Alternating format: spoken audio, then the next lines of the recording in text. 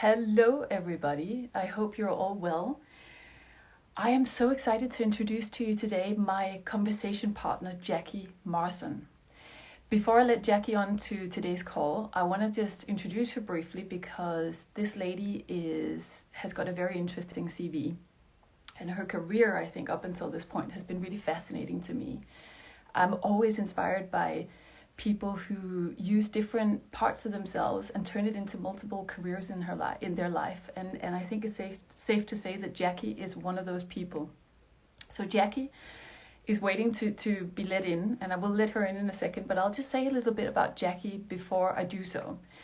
So she's originally trained as a journalist, and she went on to win awards in her career as war reporter.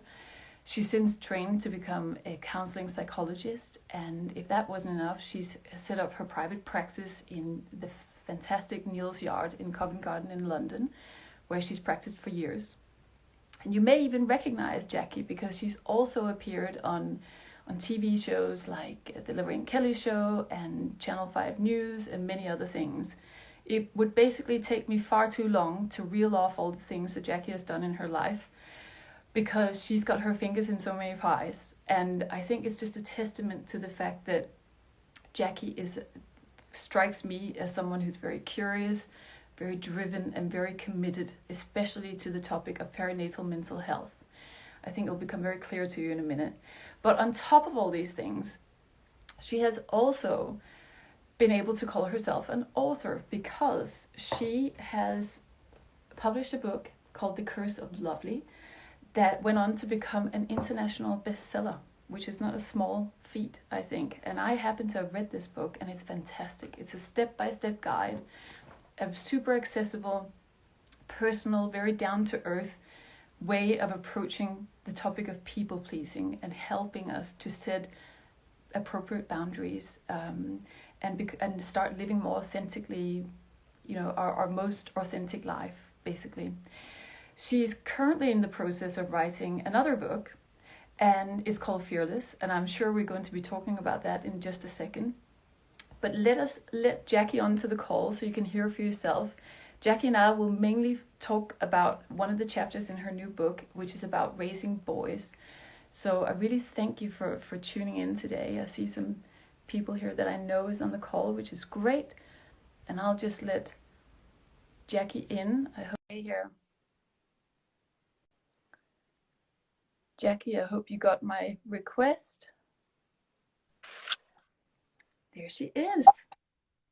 Hello. Hello, Jackie, and welcome. Thank you so much for having me. I'm very excited about this chat. Really. Yes, so am I. So am I. We got introduced, didn't we, by a mutual friend who had a hunch that the two of us might have something in common, and boy, did we. Absolutely, including my love of the Danish. I'm a bit of a Danophile. That's it.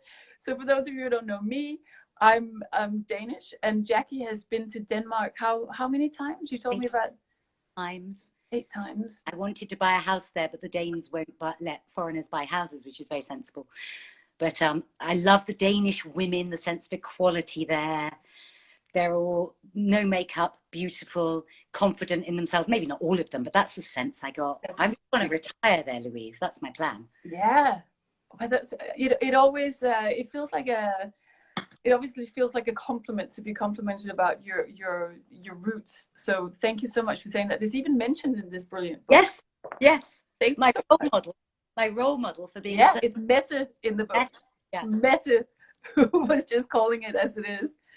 Mette, just so we can just briefly say what you mentioned about Denmark. You were so impressed with this lovely lady who had you over for a night's stay or something, and you were impressed by the fact that Mette had the courage to actually say, today I don't really feel like cooking. I've had too many people over, so we're just going to do it easy tonight. And that to you, is that right? That to you felt very empowering. It's much funnier than that, really, Louise, because Mette is not, you'd never describe Mette as lovely. She's so straightforward. She scares a lot of people. Yeah. She had moved from where I live. I knew her and a bunch of mums. They'd moved to LA, to California, because her husband's a record producer.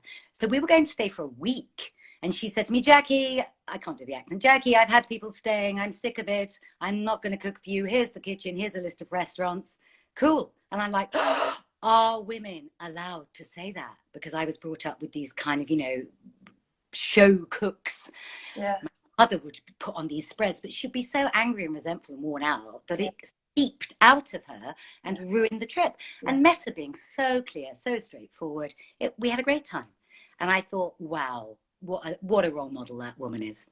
Because it's safe company, isn't it? You don't have to spend too much time overthinking or so questioning whether what that person is saying, whether it's actually true. Yeah. You can relax entirely into the company in a different way. Totally. Then it was just a friendship and the chat and our kids together. It was fantastic. So I will shatter your illusion here a little bit. It's not the way every Dane is, and we too have problems in the boundary setting department. I can assure you of that. But it's nice to see that you see some qualities, perhaps that you find admirable as well. Yeah. So thank you so much for coming on today, Jackie. And I'm really excited to be talking to you about your latest book. I know you've not written it yet. You're in the process of writing it. And you are talking about fearlessness, right? Yeah. Do you want to say a little bit more about your book? I mean, it's 8 years since I wrote the last one, and my publisher keeps saying, when are you going to write another? When are you going to write another? And it just wasn't there. But now it is there and it's pouring out of me. And I always had this photograph on my wall of when I was a war correspondent. One of the wars we covered was the Sandinista War with the Nicaragua War, the Sandinistas fighting the Contras. And there's this photograph of me on a horse. They lent me a horse because I couldn't keep up with the soldiers. As my husband says, I look like the commander. I've got this short haircut. I'm holding the camera in front of me on the horse because I'm also happy on a horse. I love horse riding. Yeah. And I want that to be the cover of my book and call it Fear-Less because I look so brave.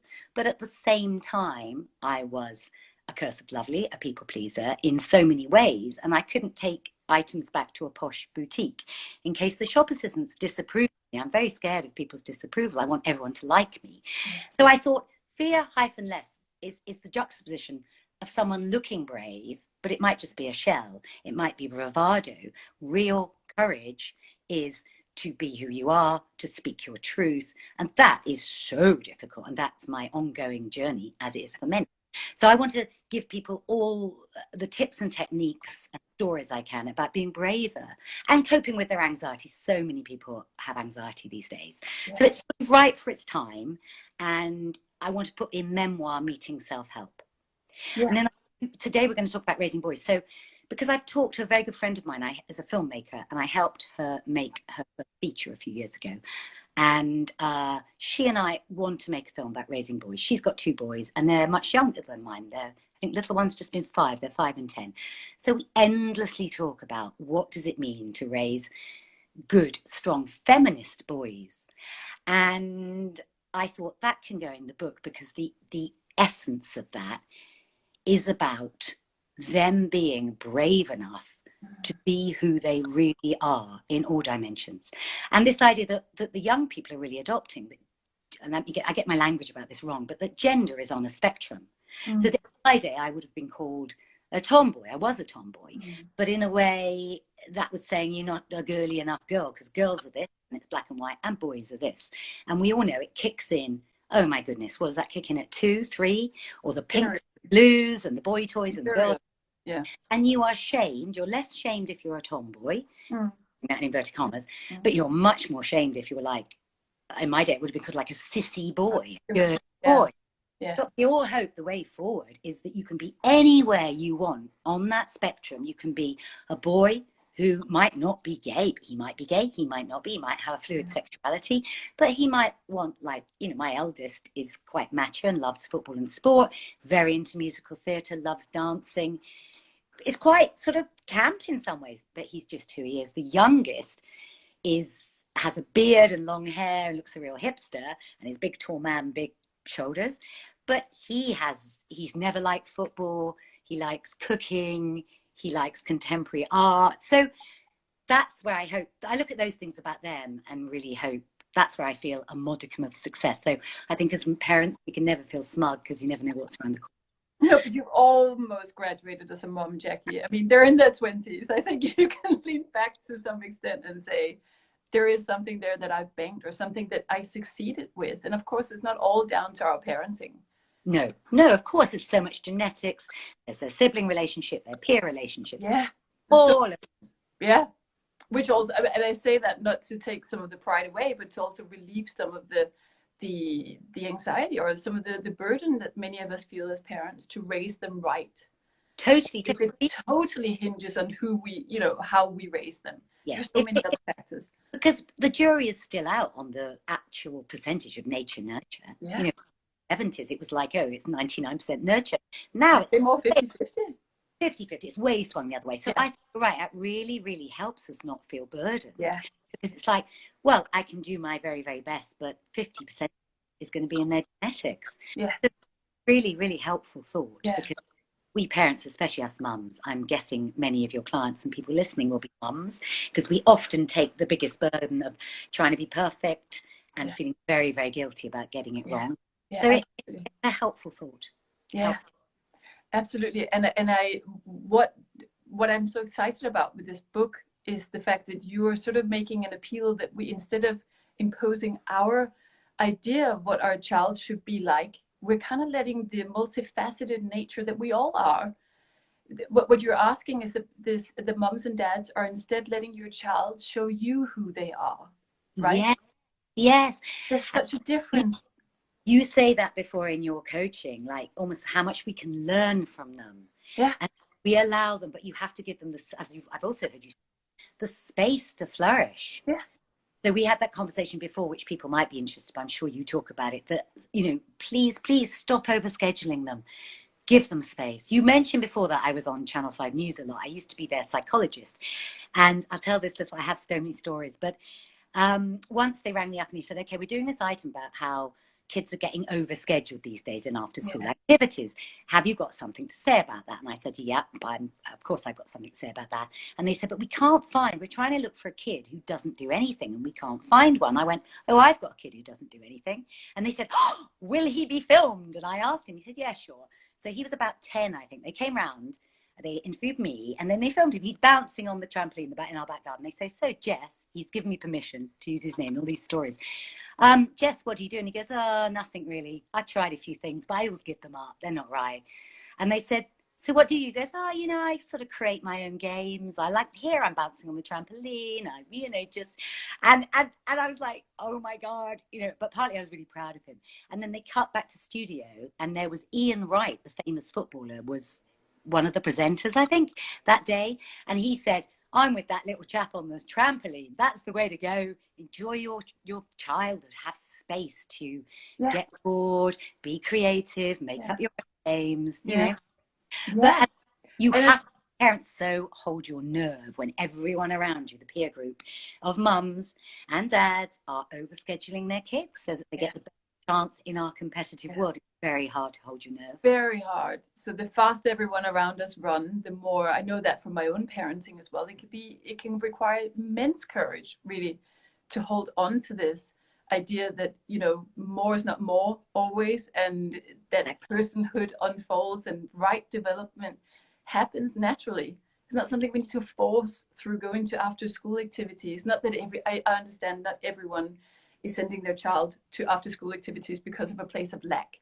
It's obviously a lot of it is, at least on the conscious level, is of course driven by children's interest in, they want to play football, then they want to do karate, then they want to do, and there's also a place for that, right?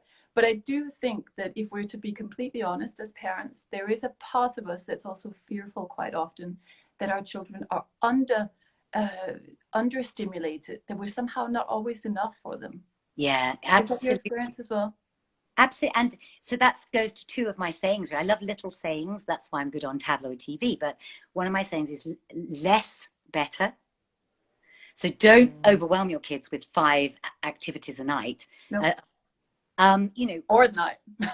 And let's be driven more than or at night, And let's go from follow their passion rather than our own fear. Yes. And try and learn to identify the difference. So why am I sending him to this learn the trombone? Does he love the trombone? No. Has he expressed an interest in trombone? No. Is that because little Johnny down the road and little Jacinda up the road are doing musical instruments and I fear they won't get into Oxbridge without one? Yeah. Ask yourself those difficult questions. And I think the thing is to support their passions, but never push them in something they don't want to do. Never push them. It's your fear. Yeah. And it's the equivalent of standing next to them or a little bit behind them, as opposed to constantly being the one pulling.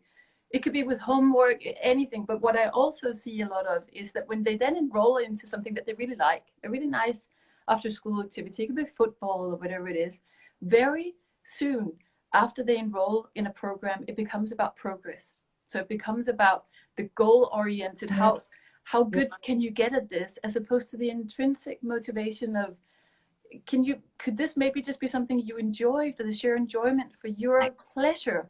Exactly. Not much in their little lives is pleasure driven anymore. And when it is pleasure, it's usually taking place in forms that we as parents don't condone, such as their online habits, right? That's where we feel quite insecure about how to manage that. But maybe that's where they seek a lot of the pleasure they don't feel they can get anywhere else. And that, I know you warned us we mustn't go, both of us can go way off track, won't we? We'll come back to kind of actual, like, raising the feminist boys. And I warned you. Yeah. That was very difficult in my day. I mean, like, because my kids are out, like you say, they're in their 20s. So, 10 years ago, I let my kids watch a lot of television, and I let them do a lot of gaming. And oh my goodness, that was unpopular in my peer group of mums. You can imagine it still will be today, even more. But I always think that if I ever had a fault, it was I was on the liberal end of negligence. I have to keep asking myself, am I being so liberal that I'm being negligent?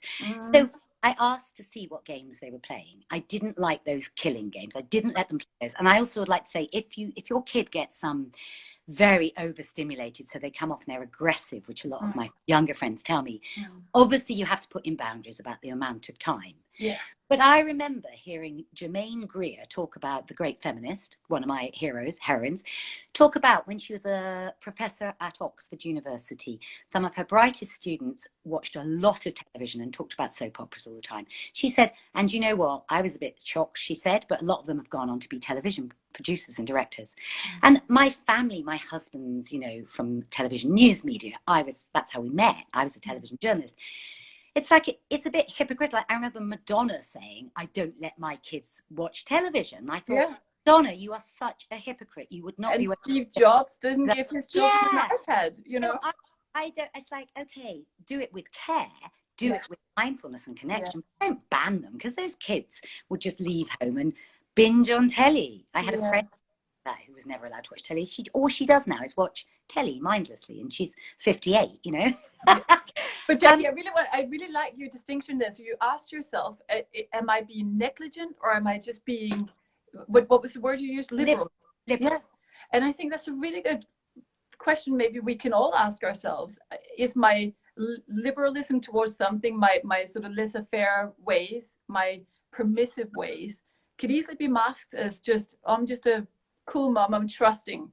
Yes. Or it could actually be that maybe sometimes we need to go back and we need to say, maybe there are some boundaries needed in this. Yeah, I think it's a good question to always ask yourself. What's my motive? Do I just want an hour off from them, so I'll dump them in front of devices? Or do I believe that this is one of their passions? And now my kid, 22-year-old's working in IT. Yeah. He was the one who did a lot of gaming, but he kind of did things like Minecraft. And when they were young and it was new to computers, there was this thing called, I wish I could remember what it was called, but it was basically a maths game with these little cartoon characters. And we all loved that. I used to play that with them when they were very little. And that was good for maths. I know it's a bit, but I wasn't, I used to watch the killing type games. And then the big one is working in telly, so a bit like Jimmy, I held my nerve around that. And just one more thing to say, my husband used to say, he rarely comments on the parenting, but he said, these parents who are making us think we're bad parents because we're do this, he said, in my day, a kid practiced chess 12 hours a day or the violin, they were seen as a genius. Yeah. And now, if you let your kid practice, gaming 12 hours a day, you'd be arrested almost. Yeah. And he said, really, is this the modern equivalent? And I thought that was a really, really interesting. Such a good point. And I think this is often what happens, that we start judging when we feel insecure. we start creating a bunch of rules, and we start becoming quite neurotic and quite anxious when we don't really feel that we got a handle on it. And show me a parent who truly has a handle on social media. Oh yeah, On God. screen use, because it is, Yeah, the jury is also still out whether exactly. this is going to what's it's going to produce long term. Yes, yes, Yeah. yes. Now, do you know what? I'm such a slack technophobe, but my thing has just come up and said low battery, and I've clicked it. It may be Yeah. that in 10 minutes I have to move position and plug my phone in. Yeah, that's fine. You do what you need to do. And we will lose. Tech, that's tech for you, isn't it? It But is. Jackie, while we still have good connection, I really want to dive straight into, I really want to dive straight into this thing you were saying about the bravado of boundary, of courage, sorry, of fearlessness. But so also, how going to one of the questions you sent me, I wanted to start with, because before I had children who turned out to be boys, I probably was a bit of a man-hating feminist. You know, I went to university in the late 70s, early 80s, full-on second-wave feminism. It's the one thing I feel really passionate and political about. Yeah. And then blow me down, the universe sends me two boys. So very quickly, I thought, oh my God, they're human beings too. And I begin to realize how hard it is for them in the world to be boys in a kind of feminist world, really, or feminism is definitely in the ascendancy. And that has continued as they've got older. You know, they're in their 20s now. How are they coping with Me Too? You know, I said the other one the other day, oh, presumably you have to get a consent girl to sign a consent form at work before you ask her out. If you might get done for harassment. You went, no, Mama, but we're all furloughed. We're working from home. It hasn't come to that yet. But, you know, how scary is that for them? In a way, if you look at it from the other side. So it has really challenged my assumptions, raising my own sons. And so obviously then I realized feminism is not about hating men. Feminism is about, as you said, dismantling the patriarchal structures and getting true equality. So we can think, okay, men have ruled the roost under patriarchy for what, 2,000 years, as long as we had existence, because of biological differences, because women were physically weaker, we bore the children, we could, you know, not control our reproductive systems. And it's so recent, you know, women could only have a mortgage in their own names since 1976. This is so recent. But where does this leave our boys? And so I really had a very strong intention of raising feminist sons. So just if I, you know, rattle off some practicalities, because my mum friends. Let's hear that. Yeah, I think that would be really useful to our listeners, what that entailed for you. Yeah, so I am a hero amongst mums I know and mums I don't know. Mums will come up to me in the street and go, are you the woman who had the cooking rota and made her sons do their own laundry? And I go, yes. And she goes, how did you do that? And I said, well, it's dead simple. Laundry. Radical. Machine, you press a button. How hard is that? You know, quadratic equations. Why couldn't you do laundry? But mums won't dare ask them, because when I try and unpick that, it's like we feel maybe our love is shown by doing tasks for our children. And that is really quite wrong-headed. Our love for our children is shown by being interested, being compassionate, being good listeners, setting boundaries, being interested in their world and connecting. And empowering them to sustain themselves, right? So they're ready to fly by the time they leave the nest. I want to raise the litmus test for my boys. I want them to be good boyfriends and husbands. Yeah, I love that. And they need for that. They need to be good with women, and they need to be sensitive. They need to be aware of what women are. They need to be able to cook and clean and do their laundry. So at the age of 10, my little one was doing his laundry. I mean, luckily they went to a school where they didn't have to have ironed uniforms, because I don't iron anything. We don't own an iron. No. So they went to quite a school where there was no uniform, and you could look quite scruffy. So that was lucky. I don't say maybe. But then the cooking thing, I had a cooking rota, and I wrote it on the wall, and you always had an adult as your assistant. So it was 4 days a week, and Friday was takeaway night. So if it was Monday, if it was Tom's turn, it was like Stuart or Jackie with their backup adult. They had a budget of £10. They went to the local wherever. That was their budget for the meal, which is quite generous, but it's not too much. Sure, yeah. They have carbohydrate, protein, and vegetables in that meal, however they sought to do it. Mm-hmm. And no one else must ever criticize anyone's cooking. Because to start with, they were going, oh, I hate Jess's cooking. It's horrible. And I said, how would that feel if he criticized your meal? We're having no criticism. We only have praise for what you like. Yeah. So that was good. I had ground rules. And then they became really creative cooks. They didn't see it as a chore. They loved it. Oh, and also when it wasn't your turn to cook, in that rota was lay the table person, clear up, wash up person. So you had a role every day except Friday that was takeaway night. Yeah, yeah. And then the weekend, I don't know, we did the weekend, our own thing. I love that. I think this is going to be, it's will definitely inspire people here. But I think the biggest challenge for many of us parents is not necessarily our child's interest in this. It's probably, to be honest, is our own dedication to such a rota. What do you mean, making it work? Making it work, which is obviously down to us. So it requires quite a bit of parental assistance. And as you're saying, my experience with having helpful children absolutely involves you being a helpful parent as well. So if you want your child to tidy up or to, like you're saying, cooking, it makes great sense to be involved. You were saying there's a supervising adult present. And so I think we all know that when these things don't work in our families, quite often because we've given up before a child has given up on it, or we yes, experience some hiccups. Yeah. But I have to say, the rota, I think it was because the way I approached it, because actually my best mum friend, she told me she had just done a rota, and that I thought, wow, what a brilliant idea. Yeah. So it wasn't my idea, it was her idea. Yeah. And then she said, you've got to write it out really clearly, put it on the fridge, but make it a fun thing. Yeah. So right from the start, I completely believed in it because I thought, what a great idea. So you have to be very committed, but not in a heavy-handed way. No. And we said, I think those ground rules I developed were quite fun. That you got the £10, so they love going to the shop. That's quite a treat for a 10-year-old going to Tesco. I mean, again, probably some of your listeners say, I wouldn't allow that. Maybe he had to go with his older brother. Tom was about 14 at the time, because I've got quite a big age gap. But still, they love that. That's quite exciting. And then Jess started doing this amazing thing, because he's so techie. He would look in the fridge, see what ingredients we had, Google them, and cook something from a recipe online that was from the ingredients in the fridge. And then I think he probably pocketed the £10, but he's very canny, that one. He's a big saver. But hey, that was still within the rules. He could do that as long as it was a edible. Nowhere was it written that you couldn't do that. So that's just being shrewd. That's just. He's very, very smart, that one. He's going to be either a tech millionaire or homeless. But they reveal themselves through these chores as well, don't they? So this is the thing. You will get to see who is your child when you give them a task like this as well. How do they approach it? They come to learn something about themselves as well.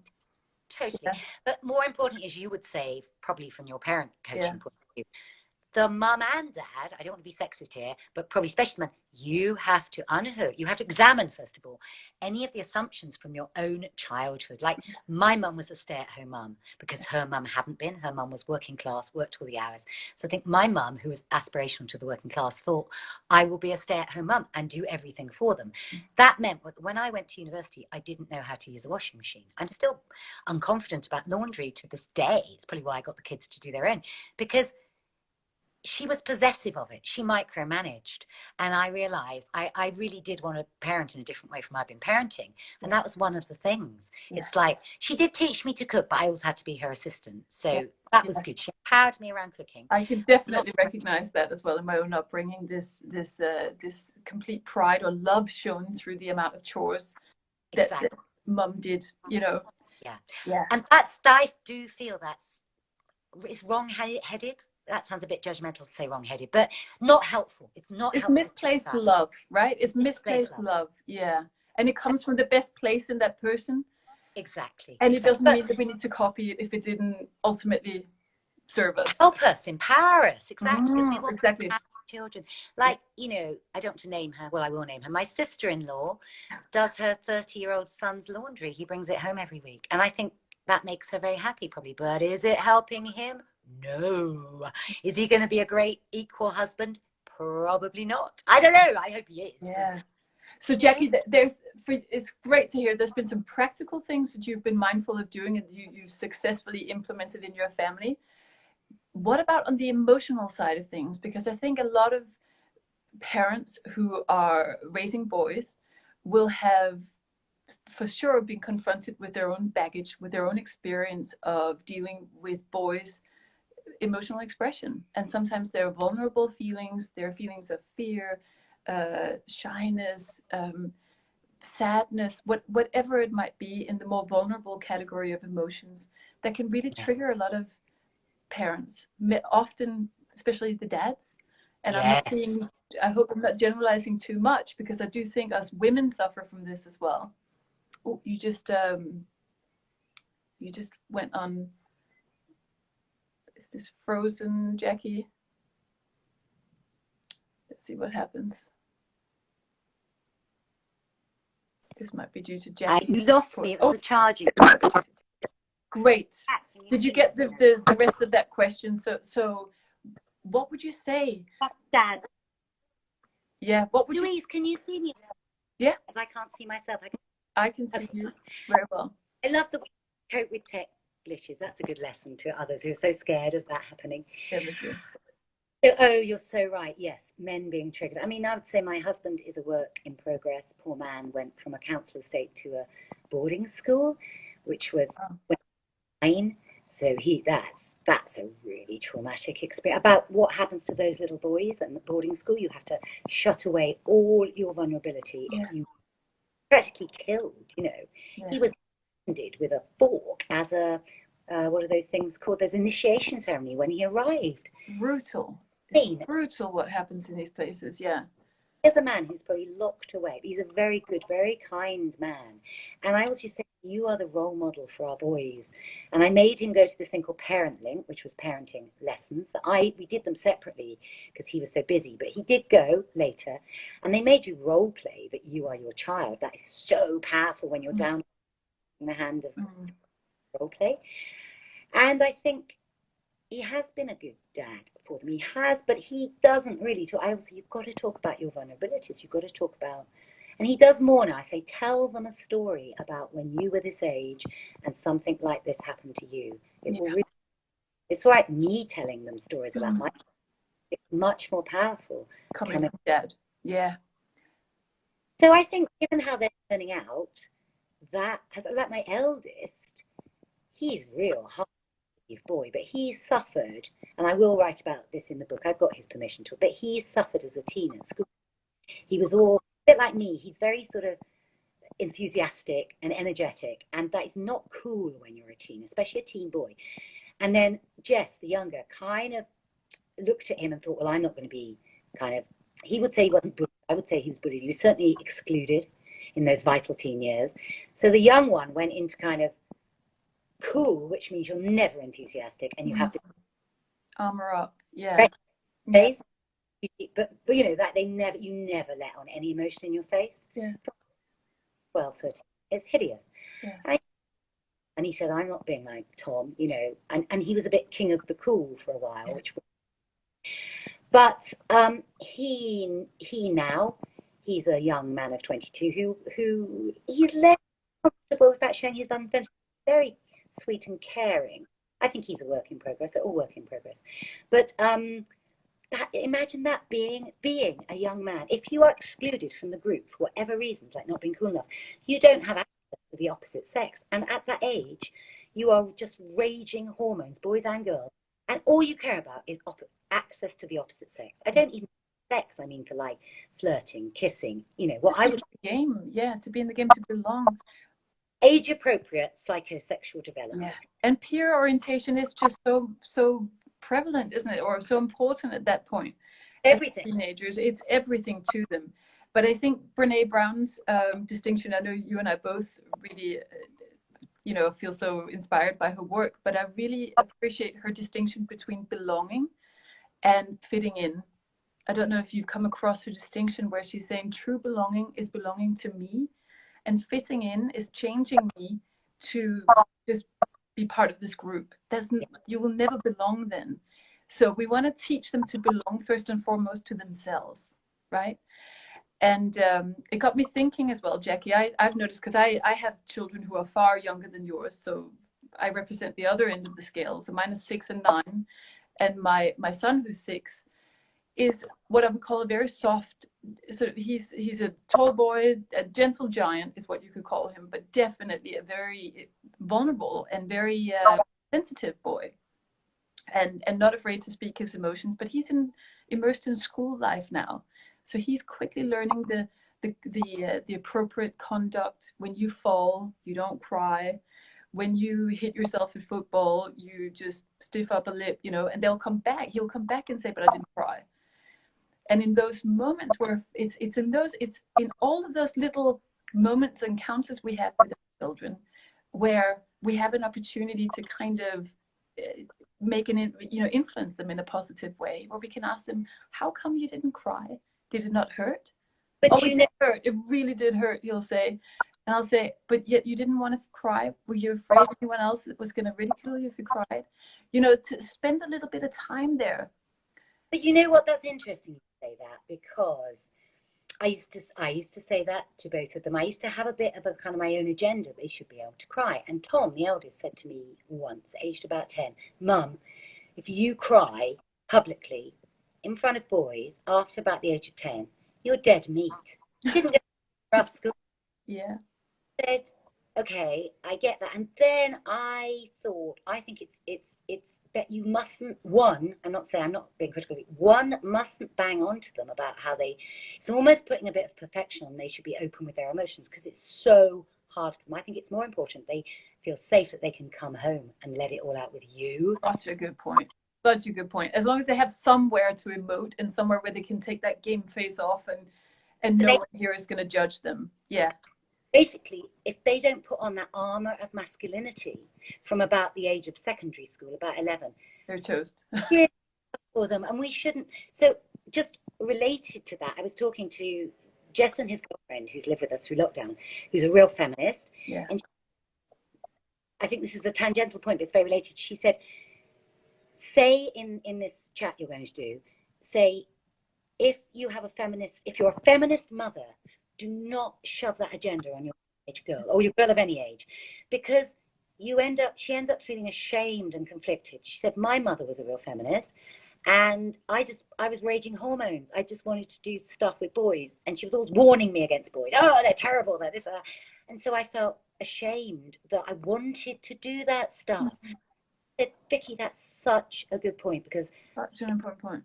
Daughters, but I've got friends with daughters who are feminists, and they shamed them about makeup, wanting to wear, you know, fashions like short skirts or shorts or low tops, which is just what all the girls are wearing. Yeah. And I hadn't thought of it like that. But then when you said that about saying to your boys, you've got to be able, you know, why couldn't you cry? I think we've got to be careful we don't put pressure on them, because remember, they're ridiculous at some level until they may be completely disengaged from us in those teens. And that's, you have to kind of let them go. But oh my goodness, you so have to try and keep the lines of communication open. Yes. Do that by not naming, blaming, shaming. Which is what I love. Parent link, the 3 words: naming, blaming, shaming. And you know when you're going into that mode, you don't even know you're doing it. When you wag the finger, even if you're not actually pointing the finger, why did you do that? It's just metaphorically. Going, well, why did little Jamie do that? Is Crispin taking drugs? That's outrageous. We don't do drugs here. Not maybe that. If you're going into it, oh my God. Cut off the communication with them. It doesn't feel safe to share, because we're judgy sons. Yeah. I still haven't boundaries to say this is what makes you do the house. But don't disapprove. And again, Vicky and Jess said, she also said, don't gossip mum friends about what your kids are doing. Because she said, you know, that's a terrible thing. And I thought, oh yeah, I remember that. People were all sort of thinking about their kids. And she said, don't do that. That really breaks their confidentiality. And then they'll hear about it. They won't feel safe. And she said, what else did she say? Oh, she said, if they want to have sex before they're 16, she said, confrontation going. You know, it's better to go and be put in at 15 with your mum or with your mum's permission. Do it behind their back and feel again. Yeah. Better that they say, talk about it. I said after 16, you're allowed your boyfriend, girlfriend, your girlfriends, my sons, or boyfriends, I suppose, because I didn't know the sexuality, to stay over, because I don't want you doing it out in a wet place. So it's being realistic. And this is what I love about your points, Jackie, is that you are not trying to change what is. So we cannot change the teenage brain. We can work with it. We cannot change the male codex, you know, the male prescribed way of being a male. We can support our child to navigate that, and then offer them that space at home in a safe place where we can have the conversations that they cannot have yet with their peers. And you know, Gordon Neufeld, who is a brilliant, you know, doctor of developmental psychology, he was actually saying that research has been done on the effect of bullying over time. So children who experience bullying in school or high school throughout their childhood, the one deciding factor about whether this is going to have long-lasting negative impact on that person's life is whether or not they had one person who they could feel unjudged by, one person they could confide, they could cry in the arms of. And that's, I find that a very comforting thought, because we cannot as parents control everything out there. And I know this is the first place we want to go, because we think, I'm going to change the world for you so that you don't have to deal with all this stuff. But we're doing them a disservice, because if we're trying to raise resilient children, we need to support them to feel, right? We need to support them to navigate all these things that life will invariably throw at them, and have a place to metabolize it instead of wanting to change the world. Metabolize it, that's a good word. Yeah. In Jess, when he was about, I can't remember what age, but maybe early secondary school, I suspect he was going through stuff. Who knows what? It's tough for them at that age. Before they're the boys and girls, when they're the young ones, I think that is really tough. He used to come home really, and I couldn't, because I wrote The Curse of Lovely. I really struggle with anger, both my own and other people's. And I'm a bad mum, I failed. But then we hit on this fantastic thing that I could do with him. We had these stepdaughter at the time, lived in Spain, and at one point they were looking after dogs that we called Mavis and Mutthead, after Beavis and Butthead from some countries, yeah. And these dogs used to chase each other around, like snapping at each other's necks. But they never hurt each other, but it was a bit. So I would say to Jess, we'll get home and I'll say, should we do Mavis and Mutthead? And he'd say yes. And we used to chase a circular rug, snapping at each other, barking like dogs. And then after about 5 minutes of that, we would collapse laughing, and all the anger was gone. Yeah, because kids come home with this invisible backpack full of pent-up emotion that we also need to empty along with their water bottles and whatever else. I mean, they come home with so much pent-up emotion that we may as well just channel, have a scheduled meltdown almost, you know, where we just offload this. Because it's kind of bonkers to believe that it's not there, and then we're surprised every afternoon when they attack their sibling, or they start being rude or moody, and it is a fact. And also, although I'm saying I did that Mavis and Mutthead thing, it's not ours to solve. It's their responsibility. So to talk to them about, oh, when you come home, what would you like? And they might say the snack and the TV, or they might say, I need to bounce on the trampoline or run around the something to get that steam off. Yeah. Or maybe who needs to just complete, like, you know, they're allowed, that's the hour they have of screen time because they need to chill. Yeah. Like, talk to them, always talk, problem solve together. Definitely. In your parenting coach, another great thing I learned in parenting was, I use it with all my clients 20 years later, was this thing called brainstorm no judgment. You put a blank piece of paper and you write the problem at the top, like, I hate Mrs. Smith, my teacher. Yeah. And you say, we'll both put down ideas, no judgment. You never say that's stupid or that's impossible. Mm-hmm. So they put down, send her to the moon in a row. Or if they're too young to write, they draw a picture. Yeah. And then have a meeting with Mrs. Smith. And he writes down, get her assassinated by hitmen. And you write down, ring the school. And then you look at them and you go, which one do you think we should do? And your kid might say, like, you both agree. Maybe you should go and speak to the teacher. Yeah. It's fine. It really opens the brain. I love that, because nothing is judged. Anything can be written down. Yeah.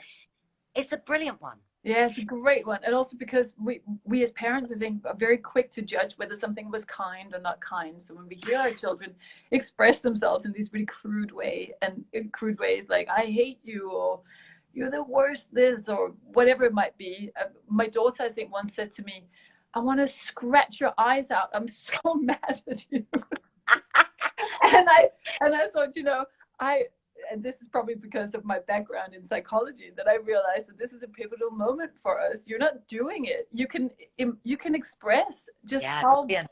mad you are at me, yet you're not Right. doing it. So it tells me you're aware of your love and respect for me at the same time. You can practice self-constraint and not do it, or self-restraint and not do it. That was a big tick for you as a mum. That meant you were a safe space where Yeah. they could speak their mind. They felt safe enough to express that Yeah. her hatred in that moment So of if you. we And then it burns out really quickly if they're allowed to it express it does. like the maybe some how it's gone. It It's does. gone. And what I'll see is she'll say something like, she doesn't say so much anymore, but now maybe my son doing it. But if I allow that and sort of go, she will maybe just smile at me all of a sudden and want to giggle and reconnect with me again because she's Yes. been allowed to emote. Yes. So don't be Yes. so quick to squash the emotion. Maybe just Exactly. But on the other hand, also don't be so quick to tell them who they should be and that the no. boys should be able to cry because, that's bloody hard, I think. Oh, so Still, hard. we hope for the future it gets better, but at the moment, still Yeah. really tough. Now, Louise, I don't know, because, I have my, I don't know how much time we got left. Yeah. I cannot go without talking about sex and psychosexual Yes, development. please, let's talk Can I? about that. Let's talk about sex, Let's talk about baby. sex, Yeah. baby. Let's How talk long have about we that. got left? Pardon? How long have we got left? So what time do you need to log off, Jackie? Oh, not at all. So I have another call in about 20 minutes. So why don't we say another 5 minutes? Do you think? Okay, Is that going to be sufficient? Perfect, Louise. I would love you to talk about sex Okay. and in the context of raising boys. I think that's a very good place to finish. Because again, I was checking this with Jess and his girlfriend. Yeah. So basically what happened with Jess, because I felt like I hadn't helped Tom be included, though in the long term, his journey has been fine, but he in fact, he took himself out of that school. He said, I'm going to a different sixth form. He sorted it all out himself. That was brilliant. He could reinvent himself. So he did a brilliant thing that was right for him, and he's completely fine. But there's moments that scarred him, those early teens. So I thought with Jess, right, what is really important for these kids? That they have a space to have a age-appropriate psychosexual development. Mm-hmm. Now, when I was 13, 14, 15, I went to the Methodist Church Youth Club, and we had the wildest parties in people's houses where we drank cider, put the lights out, and snogged each other on the floor and probably groped a bit. No sex. I'm sure no one was having sex. But that, to me, that was really important to my sexual confidence, because I thought, boys fancy me, and I'm, drinking cider and having a snog. Yeah. Now, I realized that there is nowhere that they can do that these days. Youth clubs don't exist. They might do in very deprived areas, but if you're a middle-class parent, certainly for kids at private school, there are not youth clubs and they're not those discos at town halls, village halls. They don't exist anymore. No. So I thought, where is this stuff going on? And it's not really going on. It's got sort of, it's got morphed into kind of weird stuff online, which they have to cope with, like the sexting phenomenon, and people get tricked and then they share the pictures and girls are shamed. So that's hideous. Yeah. But in real life, looking, flirting, giggling, kissing. So I said to Jess, he wanted a party when I think he was 12. It was for Halloween. And I said, sure, okay, you can have a party, but these are the ground rules. Everyone in the year is invited, so no one is left out and is crying in their bedroom. Even the unpopular kids, the weird kids, I want them all invited. Now, luckily, it's a small school, so it's only 40 kids, but we invited everyone. And he said it was great because lots of kids who never went to anything else, were never invited to anything else, came to our parties. Cut a long story short, he said in 3 years, we had 4 parties. I said, I was doing the door. Me and my husband did the door. We searched them for vodka because they used to hide it in their clothes. I mean, really. When I'd say this to other parents, because there were a set of parents who thought I was really irresponsible and wouldn't let their kids come. And I would give them this speech about appropriate psychosexual development. And I think they all thought, as my husband said, don't say that. People think you're running a brothel. He said, like, no one gets it. But when they'll go like, oh, my daughter isn't into that stuff, I'll go, what were you doing at 13, 14? They go, oh, I wasn't doing any of that. And I go, well, even if you weren't, I bet you wanted to. Because you're just a raging mass of, oh, you just want to kiss a boy or be touched. Or yeah. So I just think, women, mums, dads, do not get back in touch of who you were 13, 14, 15. Do not so good. denial. That's so good. And again, it requires courage in parenting, right? Because you may get the whole PTA on your back. I did. So that's the next bit of my story. Then by the time it was the third party, the school rang me up at 4 o'clock before the party was going to happen that evening. And they said, we hear your son's having a party tonight. And I should have said, it's none of your business. It's in my house. But I'm a curse of lovely. So I'm like, oh, yes. You know, what can I do to help you? And they said, this teacher said, well, somebody overheard 2 kids talking today saying that a girl gave a boy a blowjob at the last party under a blanket. And I said, look, I was there in the room. That did not happen. That's an urban myth that's gone around. That did not happen. And she said, well, many parents are worried about these parties. They're not properly supervised. I said, we're supervising them. That's not true. And then I gave the speech about the psychosexual development. And that I said, I'm willing to come to school and talk to the teachers about it. And that totally freaked her out. And I said, you can't ban it. It's in my house. And she was cross and I was cross.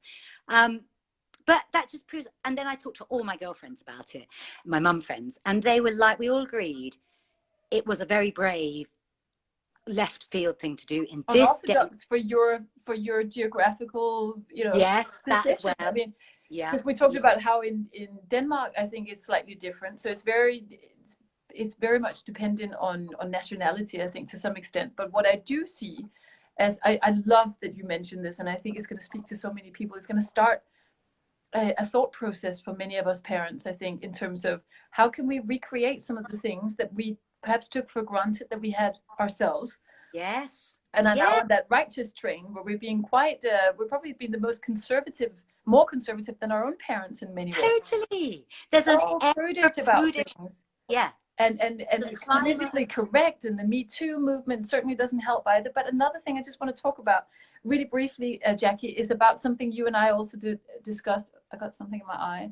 Something we discussed in our conversation pre this Insta Live, and that is the supervision of children at all times. So today we have cameras on them all the time. We can log in from many nursery settings and kindergarten settings and see our child in action, sleeping, eating, playing with someone.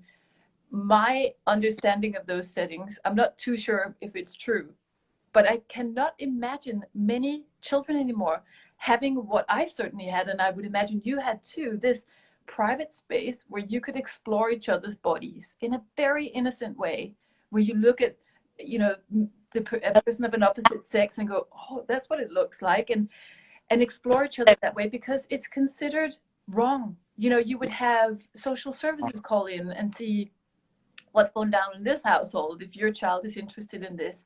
So it's become perverted and taken out of context. Yes. And this is also, I guess, a very important formative experience for boys to grow up having healthy sexual lives, and the treatment of women, basically. They have to have had that physical interaction also with you as a mom, showing your whole naked, normal body in all its glory and flaws and everything, right?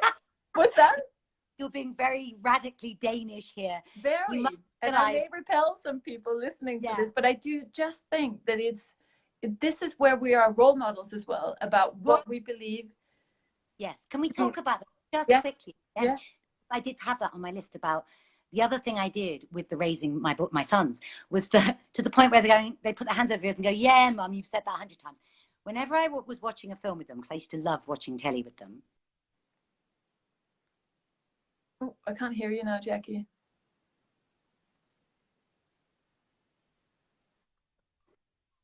If ever a sex scene came on, even a kissing scene, but especially, we used to watch Desperate Housewives together whenever, there'd be slightly inappropriate, a little bit of sex.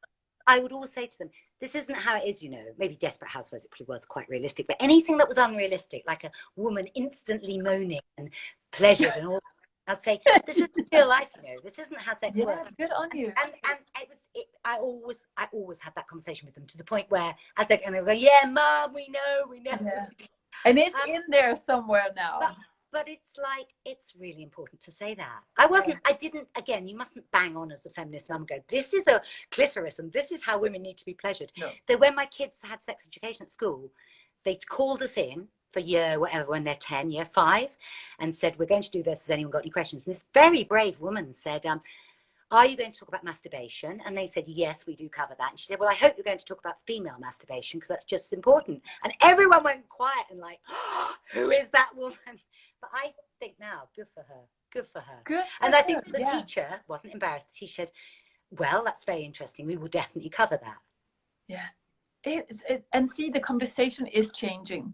I mean, we're having this conversation and many more people are having this conversation. It's just important we are not afraid of bringing it up, even if we disagree, even if we, risk being judged. Yeah. For saying what we're saying. But that's coming back to your original point about fearlessness. Is this very thing, dare I show more of who I am at the risk of not being everyone's cup of tea? Yeah, okay? exactly. So it's down to this dilemma that we're all faced. Do I want to belong to myself or to the group? And to what extent can I kind of negotiate that eternal conflict in a conflict? And also, again, that we haven't said, probably the last point, just remember the biggest influence you have on your kids is role modeling, is how you live your life. So as a woman, how you are, if you have a male partner or husband, how you are with him. Like, definitely. Yeah. And it's funny you say that, because someone here, Tropic Liz, oh, hello Liz, is saying, not at all. I wander around before and after the shower. The kids use the loo when I'm in there. We kiss and cuddle in front of the kids. Our kids know the proper names of every part of their body. I love that you share, really Liz. Yes. So very apropos what you were just saying, Jackie, how we are with each other, how we are with our bodies. This is where it all starts. And it starts from a very young age. And the equality, how equal we are with our partner, how the roles, how the tasks are divvied up, how we talk about difficult subjects, how we resolve arguments. That's so important for them to see. All of that, so you have to take a good look at yourself, but don't, be compassionate curiosity. But all this is really important. Jackie, I could speak to you for hours about this. I feel like we're only just started, because it's this is important stuff, I think, and there's so many layers to it. I think you'd agree. So should we say that this is just a bye for now, and we're maybe going to come back and delve into this in the not so distant future and have a conversation? I think it would be fantastic. I would love that, Louise. That would be fun. As you can tell, I've got a lot to say on the subject and serve you, so that's great. It's so fascinating for me to hear. Yeah, and I trust that everyone listening in has also taken something from it. I would have loved, next time what we're going to do is we're going to get people to ask questions if they have any specific questions for you. So should we say that? But what I'm going to do is I'm going to log off now. I'm going to save this video so people can listen in their own time. You can share it if you'd like as well, Jackie, on your social media platform. And let's spread the message that that this stuff matters, okay? It's been such a joy to talk to you, Jackie. I can see your conversation is timing out here, but I'm going to say goodbye. And thank you, everyone, for listening. And hopefully Jackie comes back on again. Jackie, I'm going to log off now. But thank you for your time today. I'm here. Thank you, Louise. Sorry about the technical blips. We're still here. It was wonderful. Thank you, Louise. Bye-bye. You're so welcome. Bye-bye, Jackie. Bye. So...